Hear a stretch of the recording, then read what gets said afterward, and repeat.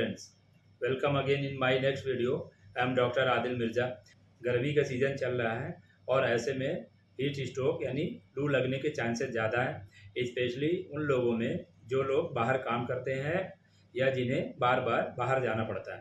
कैसे पहचानेंगे कि पेशेंट को हीट स्ट्रोक हुआ है, और अगर हीट स्ट्रोक हुआ है तो हम पेशेंट को फर्स्ट एड कैसे देंगे।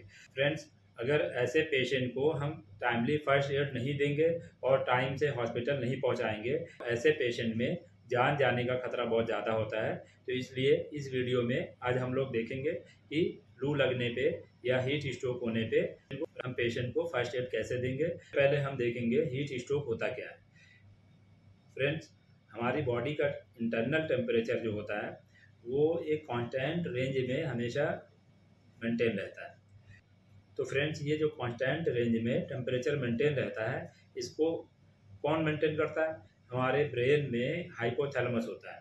ठीक है, तो हाइपोथैलेमस को हम बोलते हैं थर्मो रेगुलेटरी सेंटर। ठीक है, तो कोर टेम्परेचर या फिर इंटरनल टेम्परेचर को हाइपोथैलेमस हमेशा एक कांस्टेंट रेंज में मेंटेन रखने की कोशिश करता है। जो कांस्टेंट रेंज होती है उसको बोलते हैं सेट पॉइंट या अपर रेंज। मान लीजिए जो कि हमारा मोस्टली 99.1 फ़ारेनहाइट होता है, 1 फ़ारेनहाइट, एंड एक लोअर रेंज। ठीक है, जो 95.5 तक हो सकती है। हम अलग अलग बॉडी पार्ट से टेम्परेचर अगर नापते हैं तो अलग अलग रेंज आती है। ठीक है, तो हम इसको मान सकते हैं कि नॉर्मल टेम्परेचर जो रेंज है वो 95.5 से 99.1 फ़ारेनहाइट। तो ये मिनिमम रेंज हो गई। ठीक है, और ये मैक्सिमम रेंज हो गई। तो इन दोनों पॉइंट को बोलते हैं सेट पॉइंट। तो हाइपोथैलेमस हमेशा ये कोशिश करता है कि जो हमारी बॉडी का इंटरनल टेम्परेचर या कोर टेम्परेचर है वो इन्हीं दोनों के बीच में मेंटेन रहे। ठीक है, 99.1 फ़ारेनहाइट से 95.5 फ़ारेनहाइट के बीच में ये टेम्परेचर हमारी बॉडी का मेंटेन रहे। ठीक है, हीट स्ट्रोक में होता क्या है, अभी इस टाइम बाहर का टेम्परेचर 44 डिग्री सेंटीग्रेड, यानी कि अगर इसको आप फ़ारेनहाइट में कन्वर्ट करेंगे तो ऑलमोस्ट ये जो है 110 फ़ारेनहाइट से ज़्यादा होगा, 110 फ़ारेनहाइट से ज़्यादा आएगा। ठीक है, तो बाहर का जो टेम्परेचर होगा वो कितना होगा, 110 फ़ारेनहाइट से ज़्यादा है इस टाइम। अगर 44 डिग्री सेंटीग्रेड बाहर का इन्वायरमेंट का टेम्परेचर है तो इसको फ़ारेनहाइट में आप कन्वर्ट करेंगे तो 110-112 फ़ारेनहाइट के ऑलमोस्ट होगा। तो आपको पता है फ्रेंड्स, हीट का फ्लो होता है वो किधर से किधर होता है, हाई टेम्परेचर से किधर होगा, लो टेम्परेचर की तरफ। ठीक है, हाई टेम्परेचर से लो टेम्परेचर की तरफ, यानी गर्म से ठंडे की तरफ हीट का फ्लो होता है। तो जब बाहर का इन्वायरमेंट का टेम्परेचर अगर 110 डिग्री फ़ारेनहाइट है और हमारी बॉडी का जो इंटरनल टेम्परेचर है वो 99, मैक्सिमम मान लीजिए 99.1 फ़ारेनहाइट है, तो जो हीट का फ्लो होगा वो एक्सटर्नल इन्वायरमेंट से बाहर से कहाँ होने लगेगा, हमारी बॉडी के अंदर।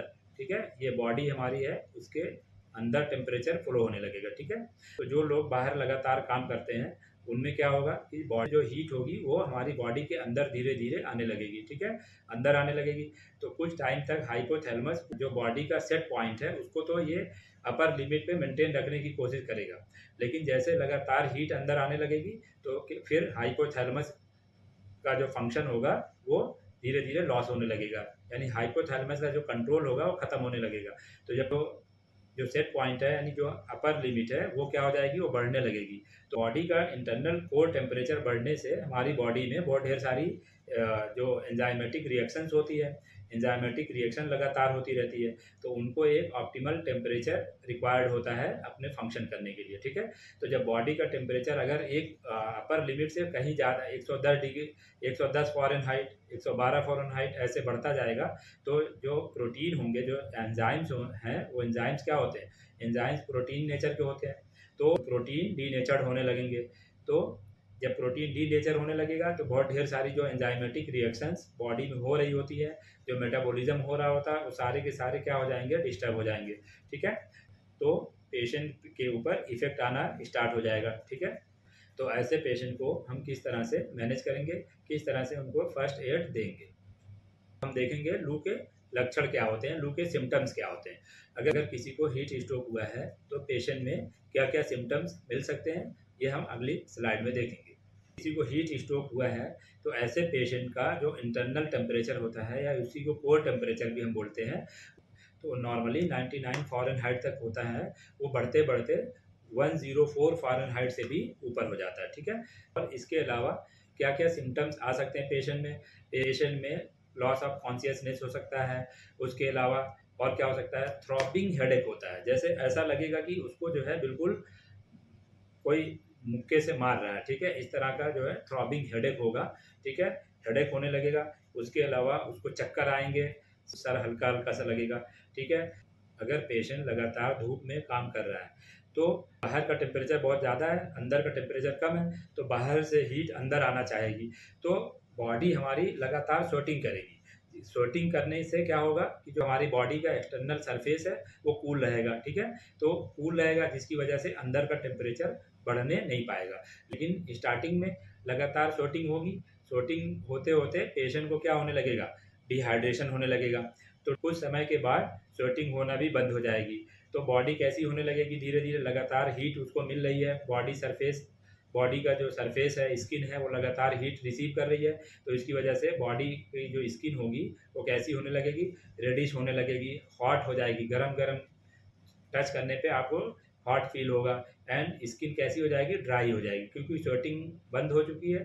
तो इसके अलावा जो बहुत ही इंपॉर्टेंट जो फीचर्स एक आपको मिलेगा, क्या हो जाएगा, पेशेंट को तुरंत उसको वीकनेस फील होने लगेगी। ठीक है, पैरों में ऐठन जैसा फील होने लगेगा, क्रैम्स फील होगा, ऐठन जैसा फील होने लगेगा। ठीक है, चक्कर आएंगे, थ्रॉबिंग हेडेक होगा उसको। उसके अलावा सर हल्का होने लगेगा, उसको बेहोशी हो सकती है। उसके अलावा पेशेंट को नॉजिया एंड वोमिटिंग भी हो सकती है। हार्ट बीट जो होगी वो बढ़ जाएगी। हार्ट बीट क्या हो जाती है, पैल्पिटेशन होने लगता है, हार्ट बीट बढ़ जाएगी। ठीक है, और वो जल्दी जल्दी सांस लेने लगता है, गहरी और जल्दी जल्दी सांस लेगा। ठीक है, उसके अलावा उसमें कन्फ्यूजन हो सकता है, पेशेंट का जो ओरिएंटेशन होगा वो डिस्टर्ब हो जाएगा।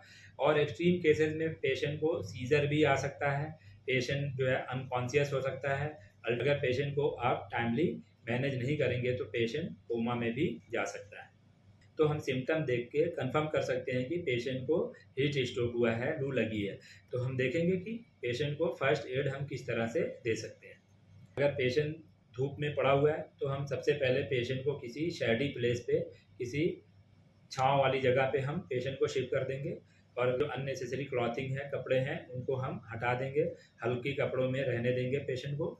उसके बाद हम सबसे पहले हम क्या करेंगे, घर आइस पैक लेके आप गर्दन के पीछे, आर्मपिट्स में, ग्रोइन रीजन में, यहाँ पे हम आइस पैक्स रख देंगे, ताकि जो कोर टेम्परेचर है बॉडी का वो धीरे धीरे नॉर्मल हो। ठीक है, इसके अलावा हम कोल्ड वाटर बाथिंग करा सकते हैं।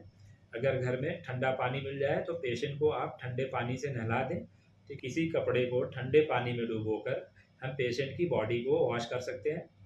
एंड पेशेंट अगर पानी वानी पी पा रहा है तो हम इलेक्ट्रॉल मंगा लेंगे। इलेक्ट्रॉल है, इलेक्ट्रॉल का या घर में चीनी और नमक का घोल बना के हम लगातार पेशेंट को हम थोड़ा थोड़ा करके दे सकते हैं। हमारा प्राइमरी टारगेट होता है कोर टेम्परेचर को रिड्यूस करना एंड हाइड्रेशन मेंटेन रखना। जो इलेक्ट्रोलाइट बैलेंस हो रखा है उसको हम मेंटेन रखें। इलेक्ट्रॉल हो तो इलेक्ट्रॉल को भी हम दे सकते हैं, और कोशिश करके पेशेंट को हम जल्दी से जल्दी हॉस्पिटल शिफ्ट करते हैं। ठीक है, ताकि इंट्रावीनस आईवी फ्लूइड चलाया जा सके। पैरासीटामॉल का कोई रोल नहीं है। पैरासीटामॉल अगर इंटरनल बॉडी टेम्परेचर, कोई इंटरनल पैथोलॉजी की वजह से अगर टेम्परेचर बढ़ रहा है तो उसमें पैरासीटामॉल का रोल है। यहाँ पे क्या है, हमारी बॉडी का जो कोर टेम्परेचर बढ़ा है वो एक्सटर्नल हीट की वजह से, बाहर से हीट आई है अंदर की तरफ। ठीक है, तो हमें ये जो सोर्स है इसको कट करना है, कट डाउन करना है। लगातार जो हीट हमारे अंदर आ रही है हम कोशिश करेंगे कि हीट अंदर नहीं आने पाए, तो जो एक्सटर्नल बॉडी सरफेस है वो हमारा कूल रहे। ठीक है, अगर कोई इसके अलावा जो सिम्टम्स है, किसी पेशेंट को नॉजिया वोमिटिंग हो रही है तो एंटी एमिटिक ड्रग देंगे, सपोर्टिव केयर करेंगे। अगर कन्वल्जन्स आ रहे हैं तो एंटी कन्वल्सिव ट्रीटमेंट देंगे वहाँ पे। और पेशेंट को हम हॉस्पिटलाइज इसलिए कर लेंगे कि अगर पेशेंट की कंडीशन वर्स होती है तो हम पेशेंट को वहाँ पे हॉस्पिटल में वेंटिलेटर की सुविधा होती है, जिससे कि हम पेशेंट को मैनेज कर सकें। तो ऐसे लोग जिनको बाहर ज़्यादा काम करना पड़ता है, जिन लोगों को धूप में घूम घूम के काम करना पड़ता है, तो ऐसे लोग हीट स्ट्रोक से खुद को कैसे बचाएं। तो ऐसे लोगों को अपनी बॉडी को फुली कवर रखना है, फुल आस्तीन के कपड़े पहने, सर को किसी कपड़े से ढक के ही चले और अपने पास एक पानी की बोतल रखें। बीच बीच में शिकंजी या फिर लस्सी वस्सी पीते रहें ताकि हाइड्रेशन, बॉडी का हाइड्रेशन मेंटेन रहे। और बीच में जब टाइम मिले कहीं पे तो किसी छांव वाली जगह पे बीच बीच में खड़े हो जाया करें। तो ऐसे लोग खुद को हीट स्ट्रोक होने से बचा सकते हैं। Thank you.